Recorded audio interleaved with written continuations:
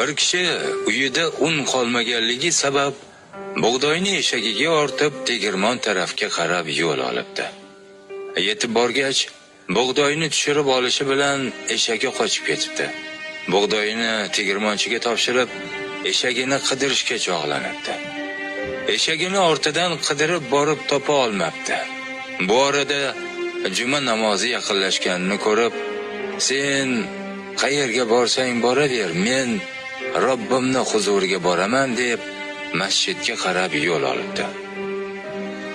Juma namozini ado etgach, o'ylanib qolibdi. Tegirmondan nonni olib ketay desa, eshagi yo'q. Na iloj uyga qaytibdi. Uyga yaqinlashgach, eshakning ovozi eshitilibdi. Hayron bo'lib xotinidan so'rasa, eshakning o'zi uyga qaytib kelgan ekan. Xotini unga "Qorningiz och bo'lsa kerak, yangi undan non yopdim, keltiraymi?" debdi. U yana hayron qolibdi. Un tegirmonda qolgan. Uyda un qolmagan bo'lsa, xotini qaysi yangi undan non yopganini so'rabdi. Xotini "Qo'shnimiz ham tegirmonga borgan ekan. Tegirmonchi bizning unimizni ham qo'shib berib yuboribdi. Unimiz ham, eshagimiz ham o'z oyog'i bilan kirib keldi" debdi kulib.